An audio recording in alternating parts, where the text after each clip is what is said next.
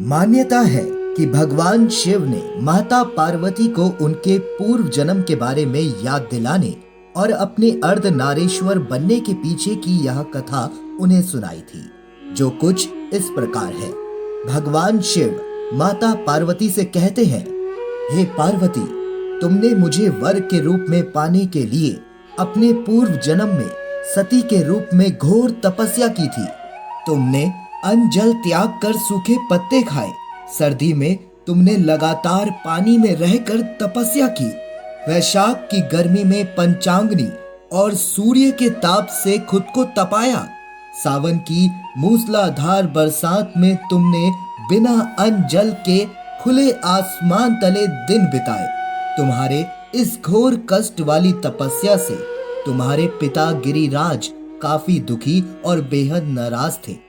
तुम्हारी इतनी घोर तपस्या और तुम्हारे पिता की नाराजगी को देखकर एक दिन नारद जी तुम्हारे घर आए। तुम्हारे पिता गिरिराज ने जब उनके आने का कारण जानना चाहा, तो नारद जी बोले, हे गिरिराज, मैं भगवान विष्णु के कहने पर यहाँ आया हूँ। आपकी पुत्री की घोर तपस्या से खुश होकर भगवान विष्णु को उनसे विवाह करने की इच्छा है। इस बारे में मैं आपकी सहमति जानना चाहता हूँ। नारद मुनि की बात सुनकर तुम्हारे पिता अत्यंत खुश होकर बोले, श्रीमान, अगर स्वयं विष्णु भगवान मेरी पुत्री से विवाह करना चाहते हैं तो मुझे कोई आपत्ति नहीं है। भगवान विष्णु तो साक्षात ब्रह्मा का रूप है। यह तो हर पिता चाहता है कि उसकी पुत्री सुखी रहे और अपने पिता के घर में लक्ष्मी का रूप बने। तुम्हारे पिता द्वारा स्वीकृति पाकर नारद जी विष्णु जी के पास पहुंचे और उन्हें विवाह तय होने के बारे में समाचार दिया। इस बीच अति प्रसन्न होकर तुम्हारे पिता गिरिराज नंगे पांव दौड़ते हुए तुम्हारे पास पहुंच गए और तुम्हारी तपस्या को आधे में ही भंग कर तुम्हें अपने साथ वापस अपने राजमहल ले गए। तत्पश्चात तुम्हारे मन की बात जाने बिना उन्होंने तुम्हें बताया कि उन्होंने तुम्हारा विवाह भगवान विष्णु से तय कर दिया है। फिर जब तुम्हें इस बात की जानकारी मिली तो तुम बहुत ज्यादा दुखी हो गई। तुम्हें दुखी देखकर तुम्हारी सहेली ने तुमसे दुख का कारण पूछा। तब तुमने कहा, मैं सच्चे मन से भगवान शिव को ही अपना पति मान चुकी हूँ, लेकिन मेरे पिताजी ने विष्णु जी के साथ मेरा विवाह तय कर दिया है।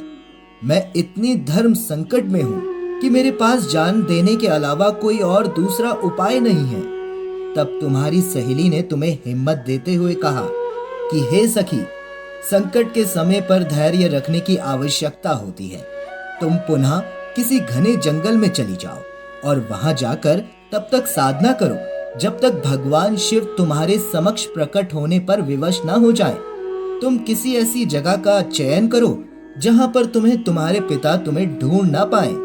मुझे पूरा भरोसा है कि भगवान शिव इस बार तुम्हारी तपस्या साधना से प्रसन्न होकर तुम्हारे अंतर आत्मा की गुहार सुन तुम्हारी मदद के लिए दौड़े चले आएंगे और तुम्हें अवश्य अपनी पत्नी रूप में स्वीकार करेंगे। अपनी सखी द्वारा इतना सुन तुम तुरंत अपनी सखी की इस बात पर राजी हो गई और एक घोर जंगल में अकेले जाकर तुमने कड़ी साधना व घोर तपस्या की, जिस कारण मैं विवश हो गया और वैराग्य त्याग कर मैंने तुम्हें अपनी पत्नी रूप में स्वीकार किया और